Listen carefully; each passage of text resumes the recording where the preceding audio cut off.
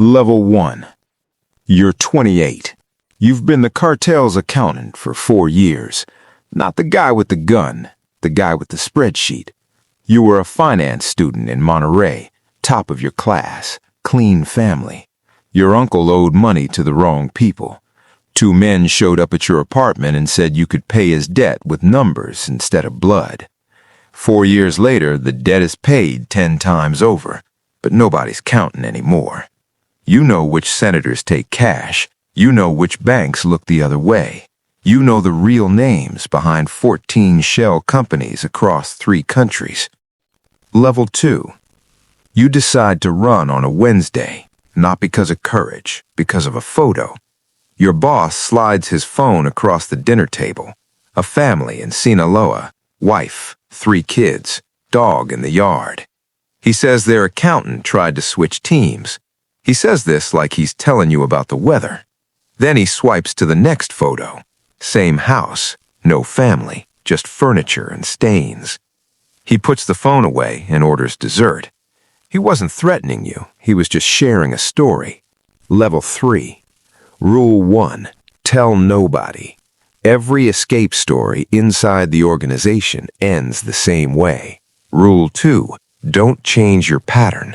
The organization tracks behavior before it tracks movement. Same restaurants, same schedule, same complaints about traffic on Monday meetings, same jokes with your handler, Faceless, who drives you everywhere and reports your movements to people you'll never meet. You smile at Faceless every morning. He smiles back. You're both performing. The difference is you know you're performing, and you're not sure he does. Level 4. You need 3 things: untraceable cash, a way out, a head start long enough to matter.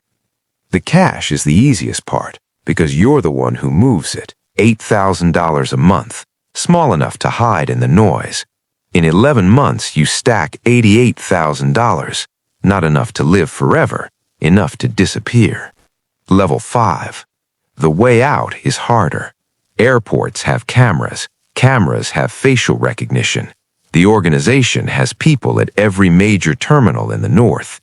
You find your route by accident. A cargo shipment routing through a fishing port in Campeche. Small dock, no scanners. A harbor master who gets paid to not read manifests. You add a fake line item to every shipment. 1 extra crate. Cleaning supplies. Nobody opens a crate marked cleaning supplies. Your crate will be empty, except for you. Level 6. From the moment you disappear to the moment every road, port, and airstrip in the region goes on alert, you've done it 7 times.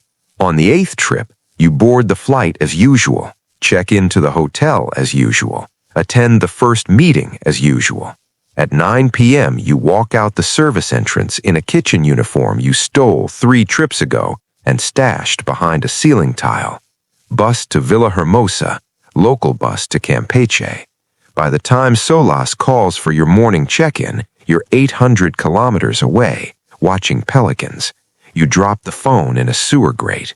You feel it vibrate 3 more times before the water takes it. Level 7. The boat leaves at 4 a.m. A 40-foot shrimper called La Esperanza. The captain is 60 years old and moves cargo and doesn't ask questions because questions are bad for business. You paid him $15,000 through a dead drop 2 weeks ago. You climb into the hull and sit between crates of actual shrimp. The smell is so thick it has weight.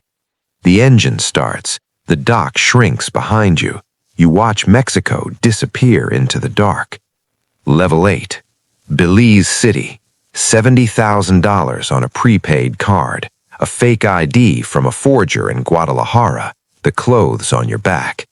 For the first 2 weeks, you don't leave the room. Every engine outside could be them. Every knock down the hall could be the beginning of the end. Week 3, you walk to an internet cafe and check the news. Nothing about you. This means one of 2 things. They haven't gone public because they're handling it internally, or they've found your trail and they're quiet because they're close. Both options taste the same, like metal in the back of your throat. Final level. You end up on a small island off the coast, population 400. Power goes out twice a day. You work at a dive shop for cash. The paranoia doesn't fade, it just changes shape. At first it's a scream, then it becomes a hum, a low, constant frequency in the back of your skull that never turns off. You keep a bag packed under your bed, cash, documents, a knife. You can be gone in 4 minutes. You've timed it. You never call your mother. That's the part that hollows you out. She doesn't know where you are. She doesn't know if you're alive. You sit on the dock and watch the water go black. You think about the man you were, finance student, clean hands, a mother who was proud. You think about the 14 shell companies and the spreadsheets that bought armored trucks that killed people you'll never know. Nobody escapes the cartel. That's what they tell you inside. Maybe they're wrong, or maybe this isn't escape. Maybe this is just the longest pause before the ending. You'll never know, and that not knowing is the price of the ticket.